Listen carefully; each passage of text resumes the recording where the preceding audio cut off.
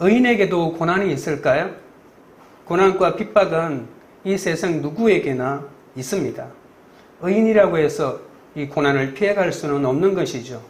이 고난과 핍박은 마치 비바람이나 폭풍우가 같습니다. 햇빛이 나는 화창한 날씨가 좋긴 하지만 계속 햇빛만 내리쬐다면 사막이 될 것입니다. 때에 따라 폭풍우도 비바람도 필요한 것이죠. 햇빛만 비친다고 절대 좋은 것이 아님을 알 수 있습니다. 고난은 어떤 경우에도 재앙이 될 수도 있지만 그것은 우리에게 놀라운 축복과 유익이 될 수도 있다는 것을 아셔야 합니다. 기적과 축복을 계속 받아오던 초대교회가 하나님의 부조를 하고 난 다음에 이제 박해가 일어납니다. 악하고 음란한 세상에서 복음이 흥황해지면 곳곳에서 박해가 일어나는 것이죠.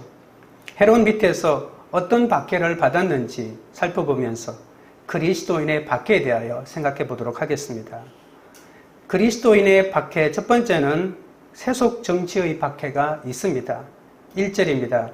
그때에 헤롯 왕이 손을 들어 교회 중에서 몇 사람을 헤아려 하여 이방인 지역에 세워진 최초의 교회가 바로 안디옥 교회죠. 사울이 이곳에 사역자로 부임하여 잘 가르치니까 흉년이 온다고 예언했음에도 불구하고 놀라지 않고 오히려 흉년이 심한 예루살렘 교회를 도와주고 또 작정한 것을 실행하고 있습니다. 사울과 바나바가 480여 킬로미터나 떨어진 먼 길도 마다하지 않고 직접 부조금을 들고 예루살렘 교회를 방문하는 장면을 살펴보았죠. 그런데 그때 사울과 바나바가 본 것은 흉년보다도 더 심한 박해의 현장을 목격하게 됩니다. 지금 예루살렘 초대교회를 무너뜨리려는 헤롯 왕이 날로 왕성해져가는 민심을 지배해가는 예루살렘 교회를 향하여 박해의 손길을 뻗치고 있는 겁니다. 오늘 본문에 보시면 손을 들으라고 표현이 있습니다. 자신의 손을 든다고 하는 것은 헤롯 왕이 예수님 태어날 당시의 왕이었던 헤롯 대왕의 손자 아그리파 1세입니다. 그는 세례 요한을 죽였고 예수님을 신문했던 헤롯 안티파스의 조카이기도 합니다. 헤롯 대왕은 이스라엘 역사에 잠시 등장했다가 사라진 이 헤롯 왕조의 창시자입니다. 유대인의 왕으로 군림했지만 아이러니하게도 정통 유대인이 아닙니다.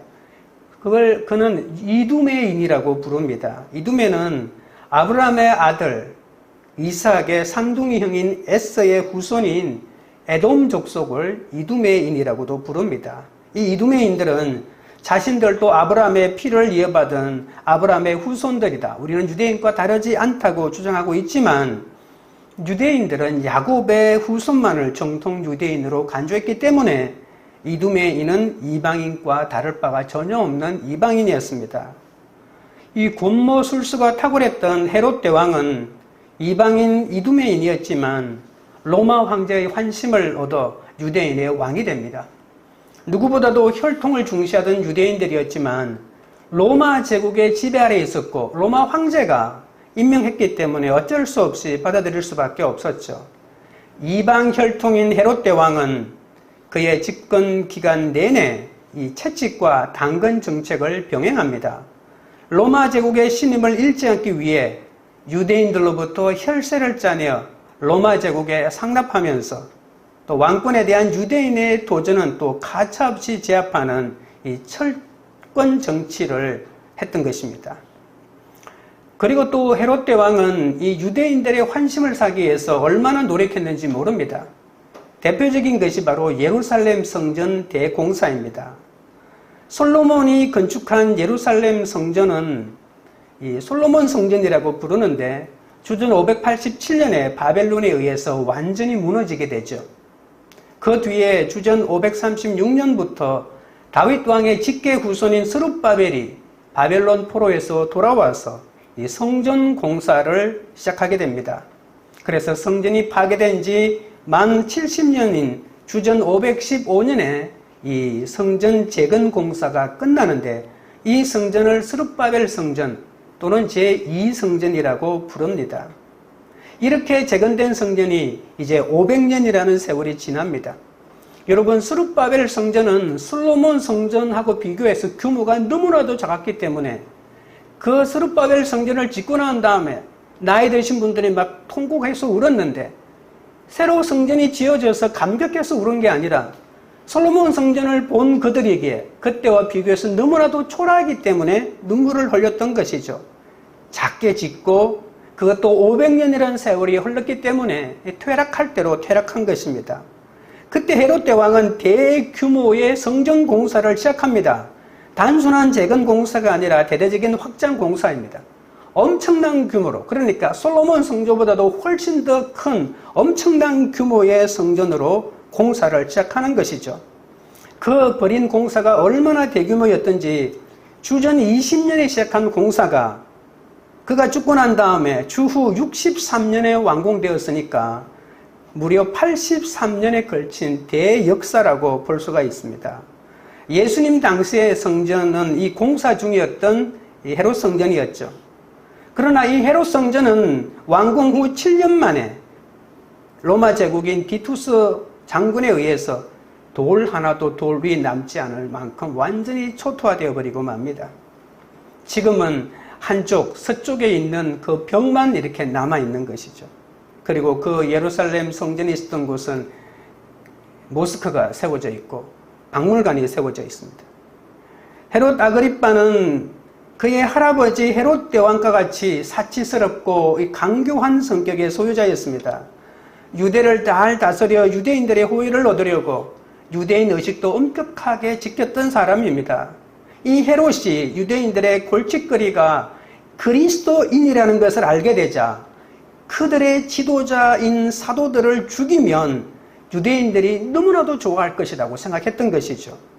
그래서 헤롯은 유대인과 하나가 되어서 권력을 유지하면서 정치적인 박해를 통해 기독교를 말살하고 그 대가로 유대인들의 환심을 얻으려고 했던 것입니다.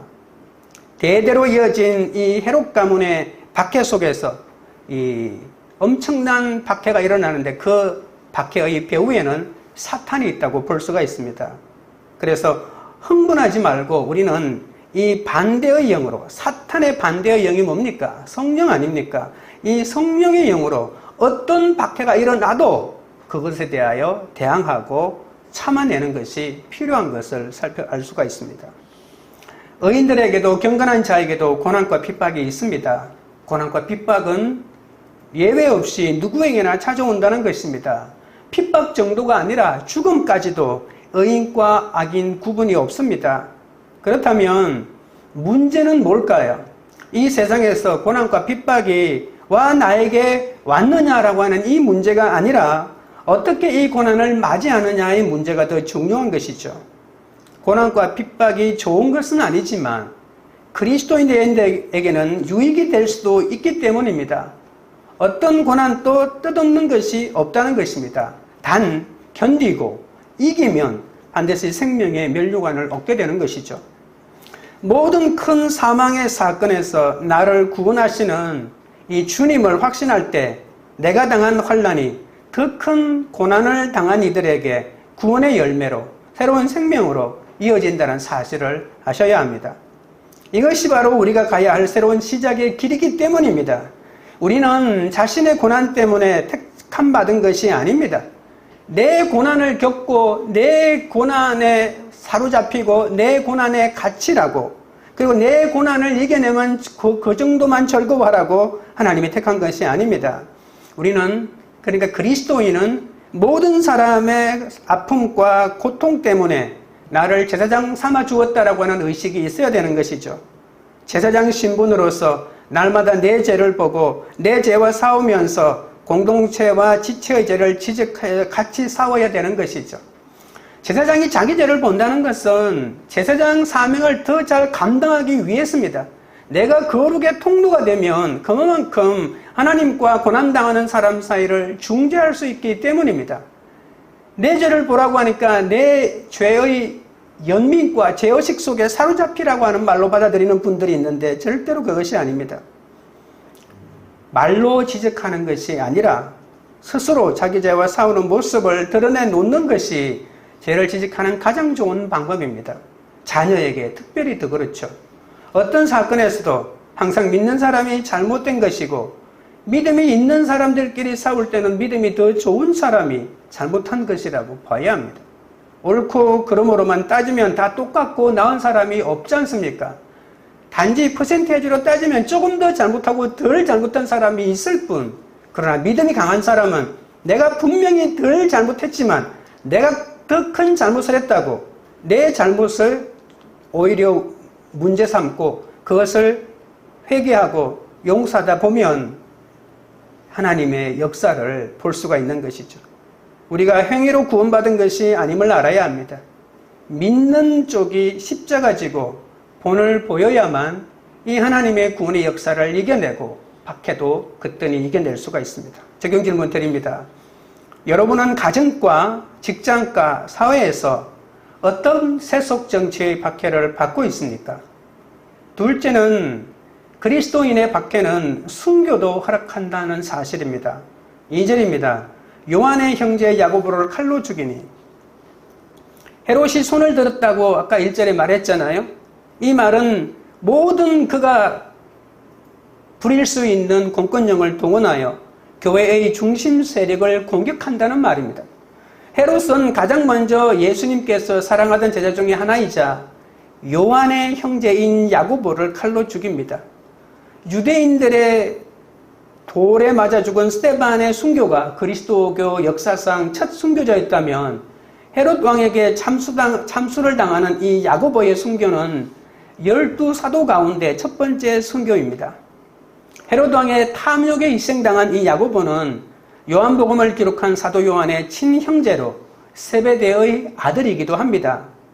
예수님이 야고보와 요한 형제에게 나를 따라오라 라고 할 때에 배도 버리고 아버지도 버려두고 주님을 따랐던 사람이죠.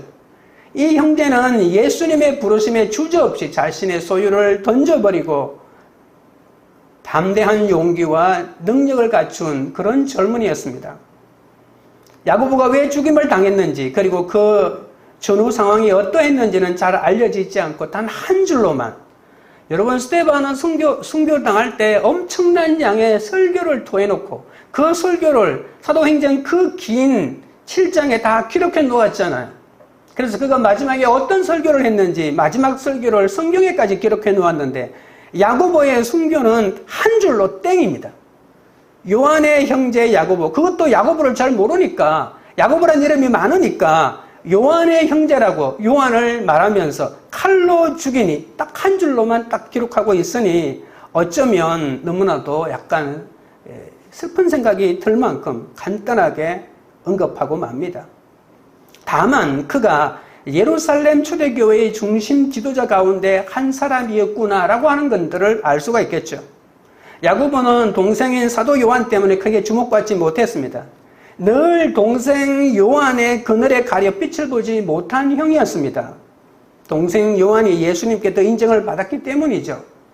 복음서나 사도행전을 보면 예수님의 12제자 가운데 요한과 베드로의 이야기는 많이 나오지만 이 요한의 형인 이 야고보의 이야기는 별로 없습니다. 야고보는 동생 요한을 질투하거나 불평할 수도 있었겠죠. 그런데도 성경에는 이 불평의 흔적을 전혀 찾아볼 수가 없었습니다. 우리의 아들이라고 성격이 불같았는데도 불구하고 동생이 인정받고 자기는 인정받지 못한 것에 대하여 불평한 기록이 없다는 말입니다. 오히려 항상 동생과 짝이 되어 다니면서 사람들이 자기를 인정하든 인정하지 않든 예수님의 제자된 그 자체로 만족하면서 변함없는 믿음으로 주님을 따랐던 겁니다. 이것도 아마도 주님의 양육으로 불같은 혈기의 모난 부분이 다 정리된 그런 은혜 아닐까요? 주님의 나라가 임하면 주의 보호자 좌우편에 앉기를 그토록 열망한 사도 야고보가 최초로 죽임을 당합니다. 어떻게 보면 가장 훌륭해서 첫 번째 순교의 상을 주신지도 모르겠죠. 야고보는 좀 먼저 죽은 것뿐이지 예수님의 제자들 가운데 요한계시록을 썼던 사도 요한을 제외하고는 거의 다 순교했다는 것이죠. 앞서거니 뒤서거니 순교했죠. 먼저 죽으면 순교하고 뒤에 죽으면 편안하게 살고 그런 것이 아니었습니다. 여러분, 예수님과 이 살로메가 나눈 대화를 기억하십니까? 이 살로메라고 하는 이 여인을 아십니까? 살로메는 이 요한과 야고보의 어머니 이름입니다. 그러니까 예수님의 이모이기도 합니다. 무엇보다 자녀들을 향한 열정과 사랑이 남다른 어머니였죠. 살로메는 예수님이 예루살렘에 가서 잘 때면 누구보다도 자기 아들들을 잘 봐줘야 하지 않을까 기대하면서 그래도 예수님의 확답을 받으려고 찾아가서 부탁까지 하죠. 나의 이 두 아들을 주님 나라에서 하나는 주의 우편에 하나는 좌편에 앉게 하소서라고 말합니다. 그때 예수님은 마태복음 20장 22절에서 이렇게 말합니다. 너희는 너희가 구하는 것을 알지 못하는도다. 내가 마시려는 잔을 너희가 마실 수 있느냐고 묻죠. 그때 그들이라고 합니다. 아마 세 사람이 동시에 마실 수 있다라고 대답합니다. 그때 예수님이 또 말합니다. 너희가 과연 내 잔을 마시려니와 예수님이 너희들이 내 잔을 그래 마실 수 있다고 인정해 줍니다. 그러고 난 다음에 내 좌우편에 앉는 것은 내가 주는 것이 아니라 내 아버지께서 누구를 위하여 예비하셨던지 그들이 얻을 것이니라고 말합니다. 예수님은 야고보의 장례를 내다보면서 이 자신이 마셨던 잔을 마실 수 있을 것이라고 말했던 것이죠. 여러분, 예수님이 말했던 내가 마시는 잔은 바로 이 순교의 잔 아닙니까? 마침내 야고보는 12제자 가운데 순교의 면류관을 제일 먼저 받았습니다. 성도에게 최고의 명예는 순교 아니겠습니까? 물론 아무나 하는 것도 아닙니다. 내가 원한다고 되는 것도 아니고 원하지 않는다고 또 피해가는 것도 아닙니다. 하나님이 주시기로 작정한 자에게만 허락하시는 영광이기도 합니다. 가룟 유다와 사도 요한을 제외한 나머지 사도들은 모두 야고보의 뒤를 이어서 순교자가 됩니다. 베드로는 예수님처럼 바로 달려 죽을 수 없다며 십자가에 거꾸로 달려 죽었죠. 안드레는 예수님과 같은 십자가에 달려서 죽을 수 없다며 X자 십자가에 달려 죽었습니다. 시몬도 십자가에 달려 죽었고요. 마테와 야고보는 칼에 죽었고, 그리고 작은 야고보는 톱에 켜서 죽임당했고, 유다는 화살에 맞아 죽었습니다. 빌립은 참수형 당했고, 도마는 창에 찔려 죽었고, 바돌로메는 몸에 있는 모든 가죽이 벗겨져 순교당했습니다. 예수님의 제자들이 한결같이 순환으로 순교했는데 인간적으로 생각하면 너무 불행한 삶을 살았다고 하지 않겠습니까? 그것도 형제가 맺혀 있는데 야고보 요한 형제고 베드로와 안드레가 형제인데 형제들이 다 이렇게 순교 십자가형을 당한 걸 보면 세상 사람들이 어찌 저렇게 불행한 사람도 있느냐고 혀를 찾지 않겠습니까? 그러나 성경은 그렇게 말하고 있지 않습니다. 왜 교회는 핍박을 받을까요? 왜 의인들이 순교를 당해야 될까요? 의인들은 고난을 받지 않아야 되는 게 아닐까요? 하나님의 교회가 왜 핍박을 받아야 합니까? 핍박은 하나님을 믿지 않는 악인들이나 받는 것이 정상 아닙니까?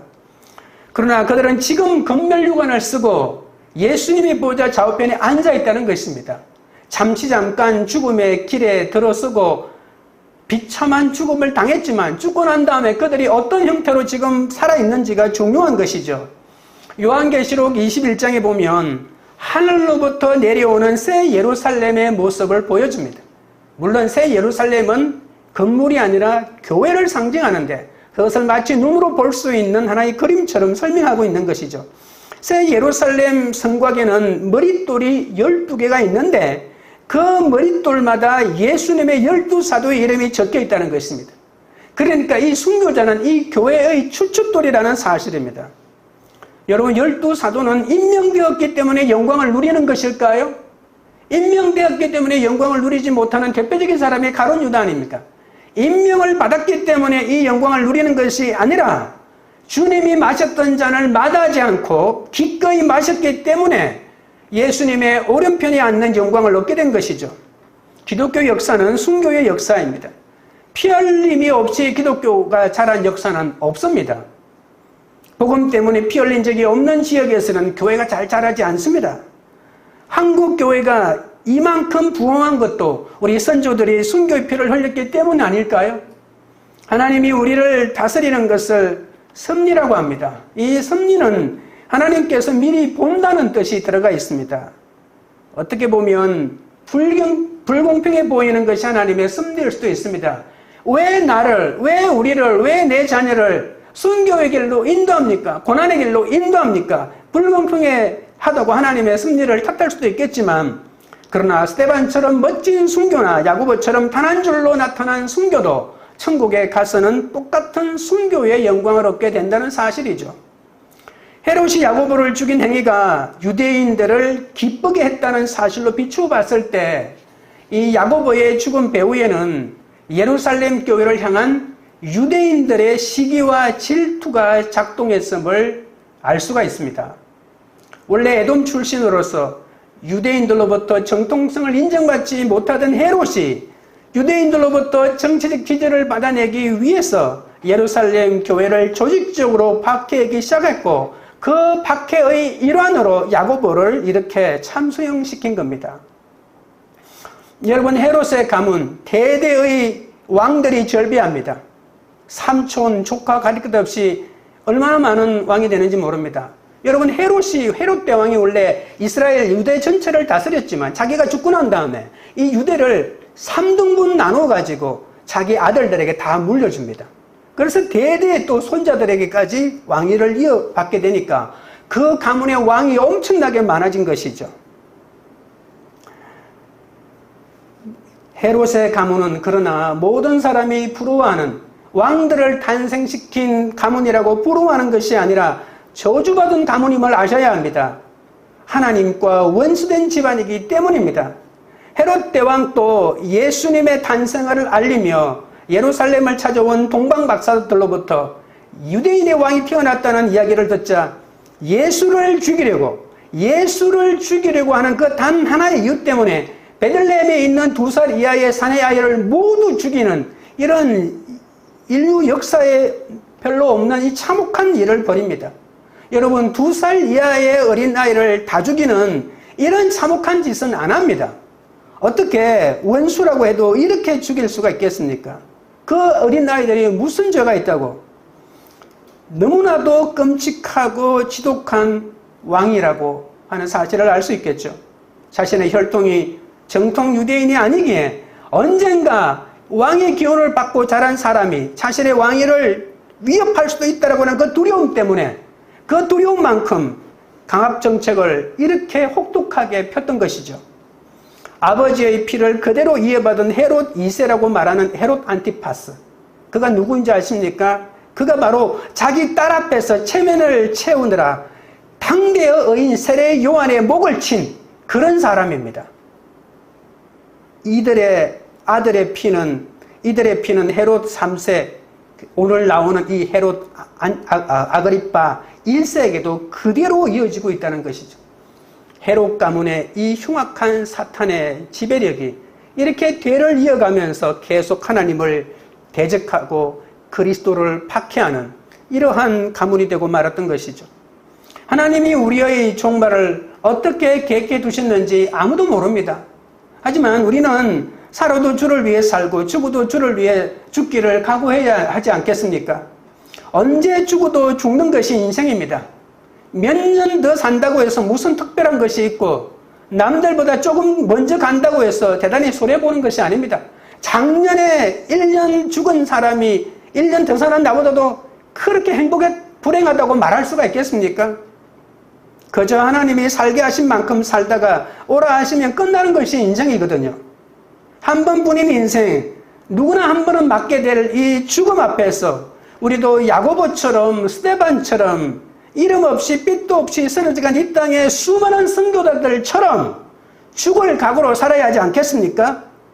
잘 죽어보겠다는 의욕이 없으면 속물이 되어버릴 수밖에 없습니다. 옛날 우리 선조들, 예수 믿지 않는 선조들도 선비정신이라는 게 있지 않습니까? 여러분, 우리나라에서 내세울 만한 정신이 어디 있습니까? 이상한 불교, 유교 그런 게 아니고 이 땅에서 탄생한 정신을 찾으려면 그래도 선비정신 아니겠습니까? 더럽게 사는 것보다는 깨끗하게 죽기를 원해서 의를 위해서 죽기를 바라는 그 선비정신 아니겠습니까? 의롭게 죽기 위해서 의롭게 살려고 얼마나 노력했습니까? 그런데 오늘날 그리스도인들에게는 그런 옛날에 우리 선조인 선비들보다도 못한 똑바로 살고 의롭게 살겠다고 하는 뜨거운 열망과 열정이 별로 없는 것이죠. 개처럼 살아도 그저 오래 살고 병들지 않고 행복하게 살기만 바라고, 그러다가 결국은 허망한 죽음을 맞이하는 것이 그리스도인의 삶이 되고 말았지 않습니까? 아무도 안 알아주는 사소한 일에 혈기 안 부리고 내가 아무 잘못이 없는 것 같아도 내가 죽는 것이 순교 아니겠습니까? 이 순교의 정신이나 이 칼날 앞에 쓰러져가는 순교의 정신이 같다는 것입니다. 배우자가 끝이라고 할 때도 나는 끝이라고 생각을 안 하는 게 바로 순교입니다. 끝장내자고 해도 나는 끝장낼 수 없다고 말하는 것이 순교의 정신입니다. 아무도 나를 안 안아주고 칼로 죽인다고 할지라도 끝까지 복음을 지키고 가정을 지키고 공동체를 지키면 이러한 구원의 상을 받게 되는 것이죠. 지금 질문 드립니다. 배우자가 끝이라고 할 때 무엇이라고 하시겠습니까? 동생보다 형보다 주목받지도 못하지만 예수를 믿기에 기쁘게 그 역할을 잘 감당하고 계십니까? 셋째는 하나님만을 기뻐해야 합니다.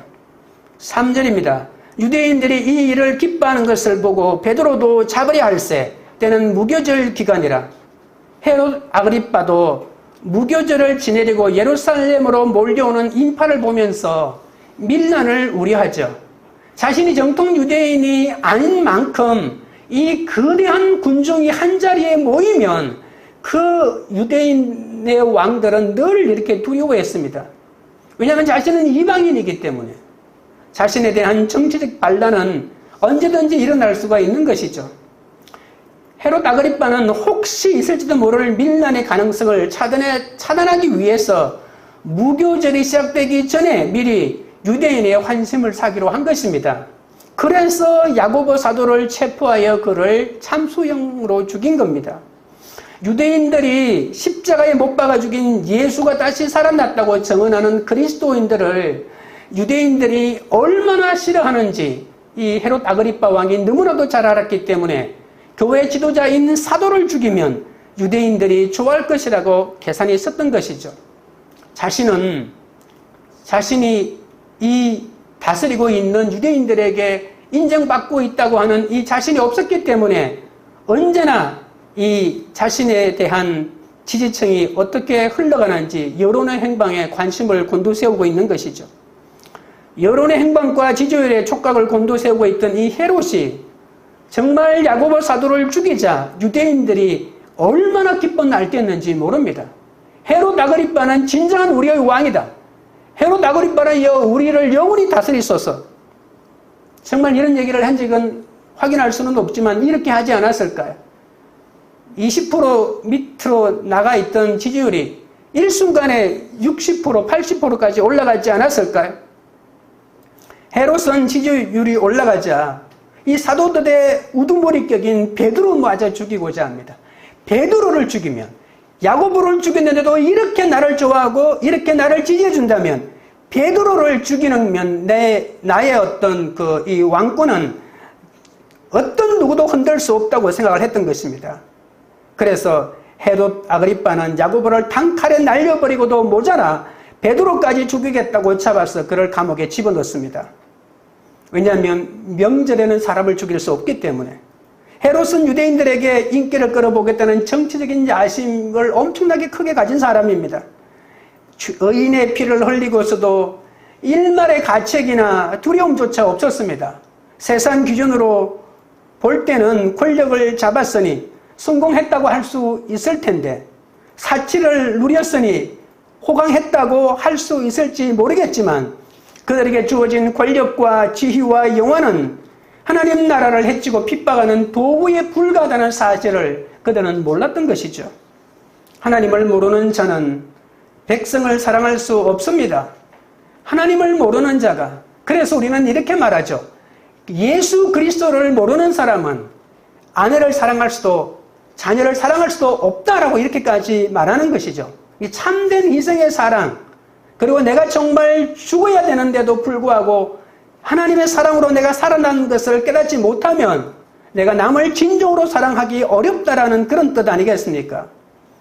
헤롯 아그리빠도 자신의 계획대로 되어가니 얼마나 기뻤는지 모릅니다. 헤롯이 가진 기쁨의 근원이 뭘까요? 자기의 왕권과 권력인 자기의 욕망입니다. 자기 욕망이 이루어지면 그는 기뻐 날뛰었습니다. 자기의 욕망을 누군가가 건드리고 제한하려고 하는 사람이 나타나면 어린 아이를 죽였더라도 자기의 욕망을 채우려고 했던 사람 아니겠습니까? 자기 욕망만이 기쁨의 근원이요, 기쁨의 동기요, 기쁨의 대상이었습니다. 처음부터 진리나 정의는 관심이 없습니다. 그냥 통치자로 써야 되니까 정의가 어떻고 진리가 어떻고 입으로 해본 소리지 전혀 그런 마음이 없었던 것이죠. 자기 욕망의 기쁨을 위해서라면 죄 없는 사람을 죽이고 죄 없는 사람을 감옥에 가두고 무슨 짓이든 서슴지 않겠다고 작정한 사람의 표본이 바로 이 헤롯 가문의 사람들입니다. 자기 기쁨을 위해 어떤 행위든지 합리화합니다. 자기 기쁨에 사로잡힌 헤롯은 성과 악, 의와 불의조차 분간치 못하는 그런 형편없는 인간이 되어버렸죠. 자기 욕망을 돕는 거라면 어떤 것이든지 선이고 자기 욕망에 반대되는 어떤 정의라도 악이 되는 것이죠. 이것이 바로 선악과입니다. 인간이 선악과를 따먹었다라고 하는 것은 하나님이 성과 악을 정해주는 것이 아니라 내 욕망이, 내 욕심이 성과 악을 구분짓는 사람이 되었다는 것이죠. 내가 이것이 선이라고 하면 선이고 악이라면 악이 되는 것이죠. 아무리 자기 권력의 노예가 되어 이루고 싶은 자기 욕망의 사람이 되었지만 자기 스스로 이것은 선이라고 하면, 그리고 자기 욕망을 반대하는 어떤 행위도, 선한 행위도 악이라고 규정하면 악이라고 되어버린다고 착각하는 이런 사람들이 바로 선악과를 따먹은 대표적인 사람 아니겠습니까? 다윗은 시편 37편 4절에 또 여호와를 기뻐하라, 그가 내 마음의 소원을 내게 이루어 주시리라고 했습니다. 다윗은 여호와 하나님을 삶의 목적으로 삼았습니다.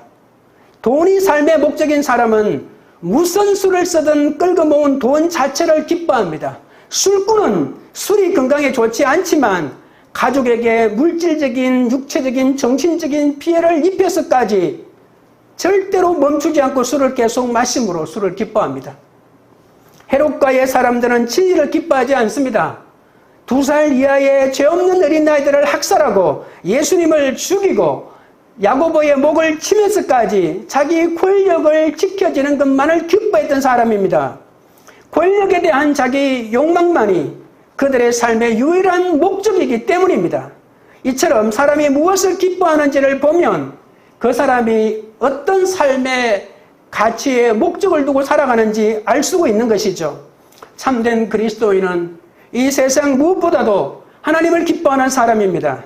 그에게는 영원한 생명이신 삼위일체 하나님 이외에는 삶의 목적이 달리 있을 수 없기 때문입니다. 요한복음 8장 29절에 나를 보내신 이가 나와 함께 하시는도다. 나는 항상 그가 기뻐하시는 일을 행함으로 나를 혼자 두지 아니하셨느니라고 했습니다. 하나님은 언제나 예수님과 함께 하신 이유가 뭘까요? 그것은 바로 주님이 항상 하나님이 기뻐하시는 일을 했기 때문이라고 밝히고 있습니다. 예수님은 하나님을 기쁨으로 삶의 목적으로 삼고 사셨습니다. 사도 바울도 갈라디아서 1장 10절에 이렇게 말합니다. 이제 내가 사람들에게 좋게 하랴 하나님께 좋게 하랴, 사람들에게 기쁨을 구하랴. 내가 지금까지 사람의 기쁨을 구하였다면 그리스도의 종이 아니니라고 했습니다. 바울은 자신이 주님 이외의 것을 주님보다 더 기뻐하는 삶을 살았다면 자신은 주님의 종이 아니라고 단언하고 있습니다. 삶의 목적은 오직 하나님이시기에 하나님만을 기뻐하는 삶을 살았던 것이죠. 야고보도 베드로도 그리고 사도 요한, 사도 바울도 하나님만을 기뻐하는 삶을 살았기에 참수형도 두려워하지 않았고 감옥에 갇히는 것도 두려워하지 않았습니다. 영원한 생명의 권한이신 하나님을 기뻐하고 그것을 내 삶의 목적으로 삼는 한 하나님이 우리의 영원하신 삶 가운데 당신의 생명을 허락하시는 것입니다. 자기 욕망만을 기뻐하다가 스스로 인생을 망쳐버린 이 헤롯과의 사람들과는 달리 하나님만을 기뻐하다가 하나님 안에서 영원히 살아가고 있는 야고보와 베드로와 바울은 진정으로 지혜로운 사람 아닐까요? 하나님은 우리가 가진 돈이 필요하거나 그 돈을 기뻐하지 않습니다. 그래서 내가 어떤 짓을 하더라도 내가 돈을 잘 벌어서 헌금을 하면 하나님이 좋아할 거라고 착각합니다. 하나님은 우리 주머니 속에 돈이 아니라 하나님의 말씀에 따라 바르고 선한 양심으로 번 돈에 만족하고 감사하면서 그 돈을 바르게 쓸 줄 아는 우리의 중심을 기뻐하십니다. 하나님은 우리의 직책이 아니라 내가 어떤 직책에 있든지 하나님의 신실한 청지기로 살아가는 우리의 삶의 자세를 기뻐합니다. 우리 인간이 알면 얼마나 알겠습니까? 하나님은 우리의 제한된 지식이 아니라 내가 가지고 있는 모든 지혜와 지식의 근본이 하나님이심을 알아 오직 하나님의 법도를 쫓아 살아가는 우리의 겸손한 마음을 기뻐하십니다. 높은 자리에 올라가고 박사학위를 몇 개나 받고 그리고 이 땅에서 어떤 돈을 쟁취하더라도 그것 자체를 하나님이 기뻐하시지 않는다는 말입니다. 자기 자신을 더 기뻐하는 자기 욕망을 벗어나는 길은 오직 성령이 임해야만 가능합니다. 말씀과 기도 속에서 이 성령님의 인도하심을 쫓아 사나 죽으나 오직 하나님을 기뻐하면서 하나님을 우리 삶의 목적으로 살아야 하는 것이죠. 우리에게 임하신 성령의 빛 속에서 오직 하나님을 기뻐하고 하나님을 우리 삶의 목적으로 살아갈 수가 있습니다. 베드로가 참수형을 당하기 전날 밤 감옥 속에서 평안히 잠을 잤던 것처럼 우리 역시 어떤 상황 속에서든 평안을 누릴 수가 있는 것이죠. 권력을 가졌지만 권력을 누가 빼앗아갈 것이라고 하는 것 때문에 잠을 자지 못하는, 여러분 구약 성경에는 많은 신들이 나오는데 신 중에서 가장 강력한 신은 어떤 신이냐면 잠을 자는 신이 가장 위대하고 능력 있는 신이라고 말합니다. 잠을 자지 못하는 신은 다른 신이 반란을 일으켜 자기의 통치권을 빼앗아갈까 두려워서 잠을 자지 못하지만 잠을 자는 신이야말로 최고의 신 중의 신이라고 하는 말이 전해져 올 만큼 평안을 누리는 자가 가장 위대한 자라고 하는 그런 설명입니다. 참 평안은 옆이나 아래에서 오지 않고 언제나 위로부터 하나님으로부터 내려온다는 사실을 아시기 바랍니다.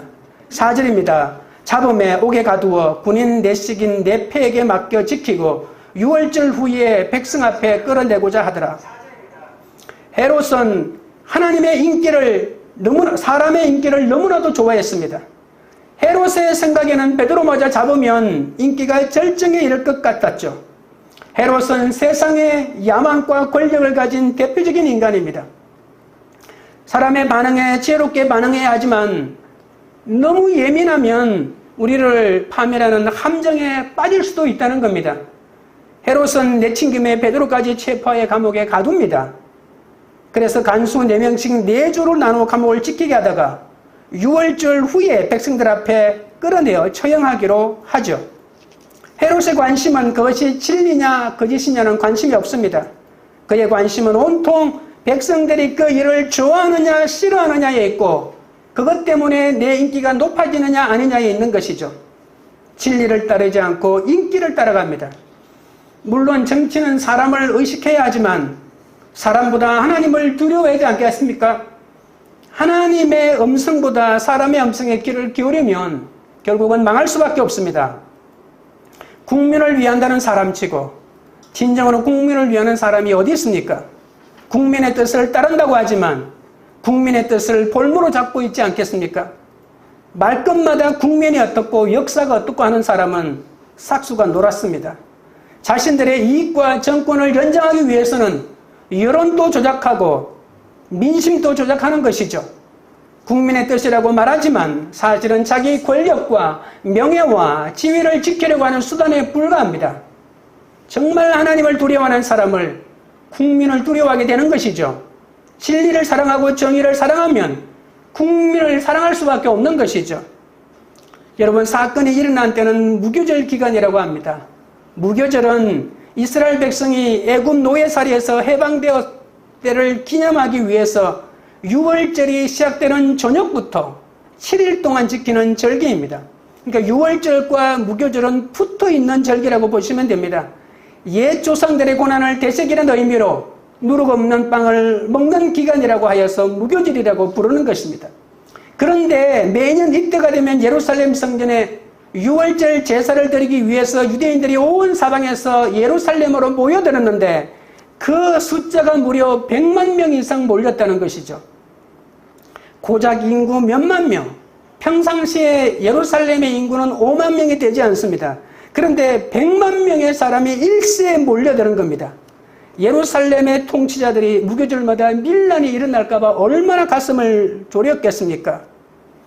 100만 명 이상 유대인들이 일시에 예루살렘에 모이면 조그마한 충동질 하나에도 종교적 열기가 고조되어서 민족주의와 결합되면 밀란이 일어날 수가 있고 폭동으로 변질 수가 있는 것이죠. 헤롯이 베드로를 바로 죽이지 않았던 것은 그때가 유대인 최고 명절인 6월절 절기가 시작되기 때문에 절기가 끝나고 난 다음에 그들의 환심을 얻는 것은 좋지만 자칫 잘못하다가는 폭동을 일으킬 수 있기 때문에 그렇게 끝나기를 기다려 베드로를 죽이기로 했던 것입니다. 베드로의 운명은 어떻게 될까요? 그런데 이 유대인들은 헤롯이 저지르는 불의를 보고도 기뻐합니다. 오늘 본문 다시 4절을 보시면 3절을 보시면 유대인들이 기뻐했다고 유대인들에 대하여 언급하고 있습니다. 그것은 자신의 이익을 위해서 불의를 눈감아 주는데 있는 것이죠. 그런데 불의를 눈감아 주는 유대인들이 더 악한 존재라고 하는 사실을 오늘 본문이 은연중에 말하고 있습니다. 헤롯을 부추기면서 내 손에 피 묻히지 않고 그리스도인들을 죽이려고 하고 그리스도인 지도자를 죽이려고 했던 것이죠. 한번 기뻐해주고 환호 한번 해주고 박수 한번 쳐주고 잘한다 잘한다 잘한다고 하면 더 큰 지도자들도 죽여주기 때문에 웃음 한번 웃어주고 헤롯으로 하여금 살인을 짓게 하는 이러한 살인 청구를 하고 있는 것이죠. 소위 믿는 유대인의 죄가 더 크다는 것입니다. 의를 알고 따르는 곳에 진정한 자유가 있지 않겠습니까? 우리가 자기 행동의 주인이 되지 못한다면 결국 죄의 노예가 되고 맙니다. 그 주인이 사탄이라면 사탄의 종이고 그 주인이 죄라면 죄의 종이 되고 마는 것이죠. 헤롯과 유대인의 박해를 성령이 허락하시는 그리스도인의 박해로 받아내려면 자유에 대한 개념을 잘 알아야 합니다. 요한복음 8장 32절에 진리를 알지니 진리가 너희를 자유케 하리라고 하지 않았습니까? 우리가 말씀을 알지 못하면 자신의 권리를 하나님의 뜻대로 사용하지 못하고 내 마음대로 사용하게 된다는 것입니다. 진리를 알지니라고 하는 이 말씀의 앞뒤로 보면 말씀이 진리라는 구절이 있거든요. 결국은 말씀 안에서 내가 자유를 찾을 수 있다는 것이죠. 내 마음대로 내 욕망을 따라하는 것이 진정한 자유가 아니고 내가 할 수 있는 누릴 수 있는 모든 자유의 근거는 바로 하나님의 말씀, 진리 속에서만 내가 자유를 누릴 수 있다라고 하는 것이죠. 내가 내 이익을 얻기 위하여 내 손에 피 묻히지 않고 내가 원수같이 여기는 사람을 죽이기 위하여 암묵적으로 살인을 교사한다면 그것은 살인죄에 불과하다는 것입니다. 세상을 가장 깊이 사랑하면서도 세상에서 가장 미움을 받는 자는 그리스도인입니다. 세상을 가장 유익하게 하는 존재이면서 세상에서 가장 업신여김을 받는 자도 그리스도인입니다. 그리스도인은 세상을 너무 깊이 사랑하기에 세상이 싫어하고 세상을 너무 유익하기에 세상의 배척을 받습니다. 미움받는 것은 그리스도인의 본성이며 세상의 사랑을 받으면 더는 그리스도인으로는 살 수 없습니다. 우찌무라 간조의 말입니다. 일본의 사상가 기독교 사상가인 우찌무라 간조가 1900년 10월 달에 쓴 글 가운데 내 원수에게 감사하다는 짧은 글이 있는데 소개해드리겠습니다. 여러분이 있기 때문에 내 친구는 내게 있어서 한층 더 사랑스러운 존재가 되었다. 여러분이 나를 괴롭혔기 때문에 나는 한층 더 천국으로 가까이 간다. 여러분이 잔인한 조롱의 금으로 내 심장을 찌르기 때문에 나는 한층 더 내 구세주의 마음을 알 수 있고 세상에 관한 지식과 미래에 관한 생각이 전보다 더 깊어지는 것이다. 여러분이 만일 나를 미워하지 않았다면 이 세상이 나에게 있어서는 낙원이 되어버려 나는 무덤 저쪽에 있는 성자의 나라를 바라보지 못하게 되었을 것이다. 여러분의 마음에 너그러운 용서가 있어 나를 대하기를 하나님과 같은 사랑의 마음으로 했다면 나는 마침내 여러분을 하나님으로 앙모하게 되어 하늘에 계신 내 진정한 하나님으로부터 떠나게 되었을 것이다. 여러분의 무정은 내게 있어서는 길르앗의 향료보다 더 좋은 향품이었다. 여러분의 조롱은 실로암 샘물보다 더 좋은 세척제였다. 여러분은 많은 점에서 내 은인이다. 여러분, 바라건대 여러분의 공격과 욕지거리와 냉소를 계속하라. 나는 점점 더 여러분에게 감사를 드리게 될 것이다. 적용 질문 드립니다. 여러분이 삶에서 제일 큰 기쁨으로 삼는 것은 무엇입니까? 말씀을 맺겠습니다. 그리스도인의 박해는 세속 정치의 박해도 잘 받아야 합니다. 그리스도인의 박해는 순교도 허락하십니다. 살아도 주를 위해, 죽어도 주를 위해 산다는 자세를 가져야 합니다. 그리스도인의 박해를 잘 견디는 비결은 오직 하나님만을 기뻐하는 것입니다. 주님을 내 삶의 목적으로 삼음으로 박해마저도 주님께 더 가까이 가고 주님을 전하는 기여로 삼으시길 주님의 이름으로 축원드립니다. 찬양드리고 기도하겠습니다.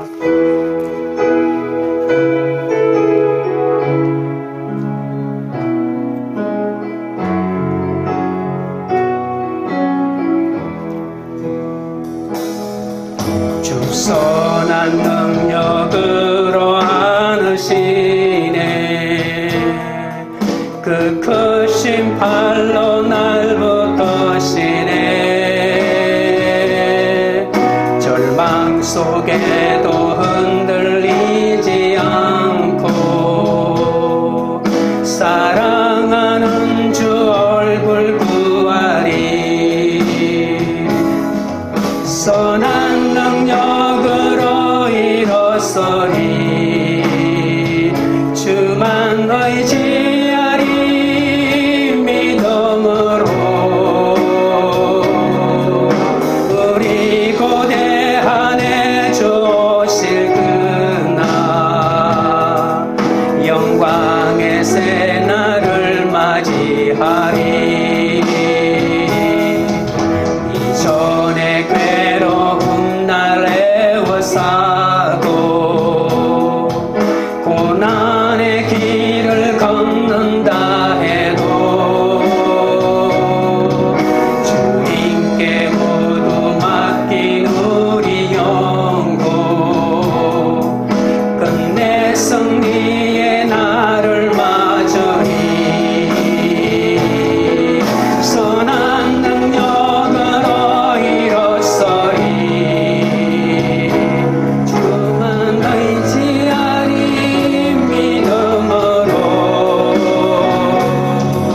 우리 고대한에 주 오실 그날 영광의 새날을 맞이하리. 주님이 마신 고난의 승자는 우리도 감사하며 받으리. 주님의 남은 고난 채워가며 예수와 복음 위에 살리라. 선한 능력으로 일어서리. 주만 의지하리. 믿음으로 우리 고대한에 주 오실 그날 영광의 새날을 맞이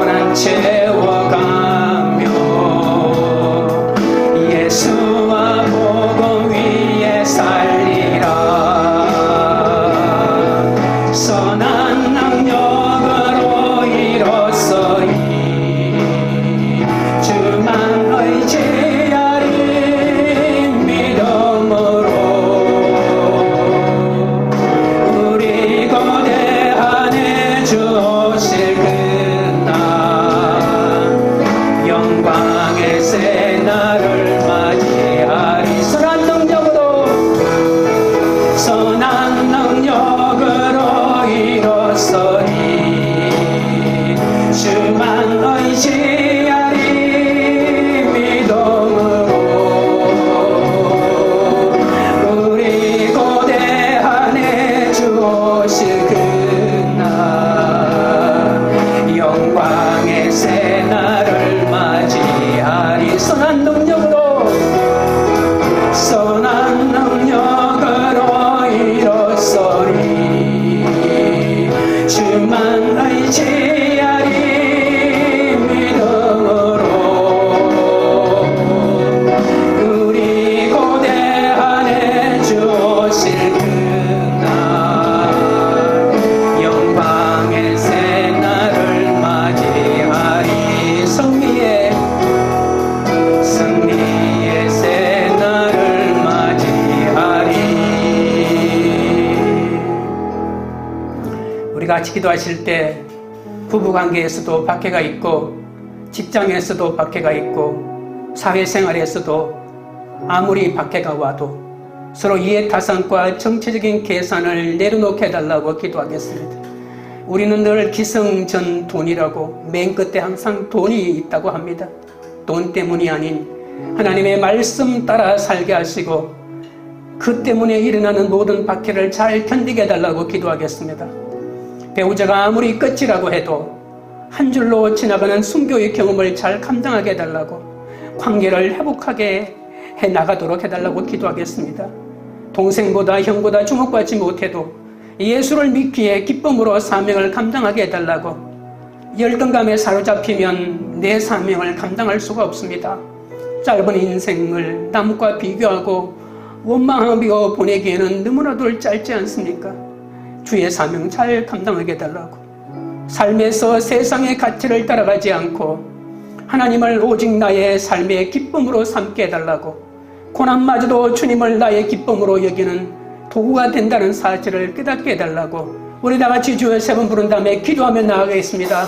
주여 주여 주여. 거룩하신 하나님 우리 아버지여, 부부관계에서도 박해가 있고 직장에서도 박해가 있고 사회에서도 박해가 있습니다. 그러나 아무리 박해가 몰려와도 이해타산으로 정치적인 계산을 내려놓게 하여 주시고 기승전돈의 삶이 아니라 맨 끝에 항상 돈이 있다고 했는데 돈 때문이 아니라 하나님의 말씀 때문에 그리스도인이기 때문에 하나님의 복음을 전해야 하기 때문에 내 삶 가운데 일어나는 모든 박해를 잘 견딜 수 있도록 하나님 역사하여 주시기를 원합니다. 배우자가 아무리 끝이라고 해도 친구가 아무리 끝장내자고 해도 한 줄로 지나가는 순교의 경험을 잘 감당하게 하여 주셔서 관계를 회복할 수 있도록 은혜를 내려 주시옵소서. 동생보다 형보다 주목받지 못해도 예수를 믿기 때문에 기쁨으로 사명을 감당하게 하여 주시옵소서. 열등감에 사로잡히면 사명을 감당할 수가 없습니다. 남과 비교하여 원망하고 보내기에는 인생이 너무나도 짧습니다. 아버지 하나님이여, 주님이 마신 고난의 선잔을 우리도 감사하며 받게 하여 주시고 주님의 남은 고난을 내 삶에 채워가면서 예수와 복음을 위하여 살아가는 우리들이 될 수 있도록 아버지 하나님 역사하여 주시고 인도하여 주시기를 원하옵나이다.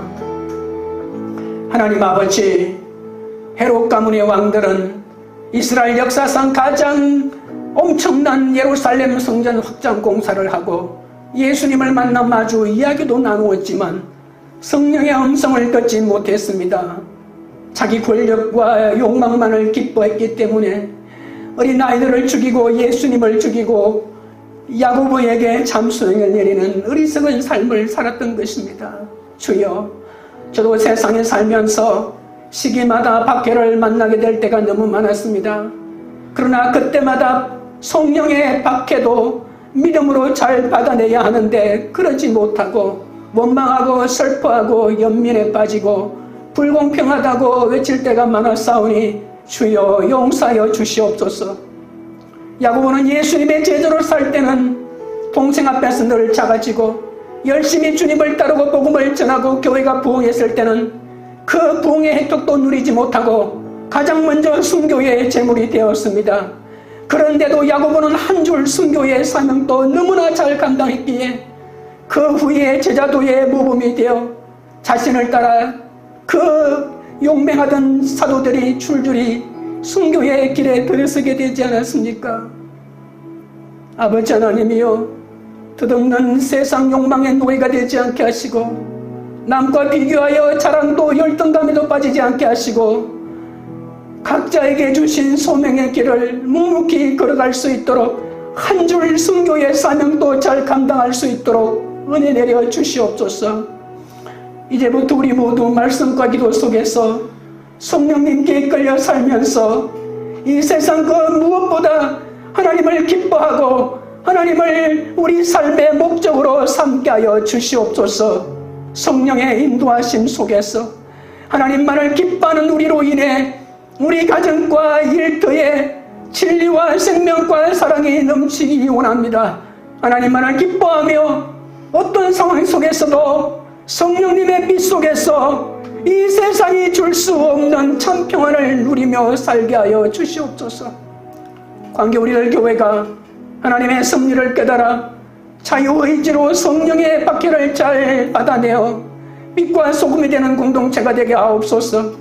각자의 고난에서 이해 타산을 내려놓고 말씀 보며 한 줄 순교로 다음 세대의 본을 보여 구원의 상을 주님께로 받는 그런 교회가 되도록 역사하여 주시옵소서. 예수 그리스도 이름으로 기도드리옵나이다. 아멘.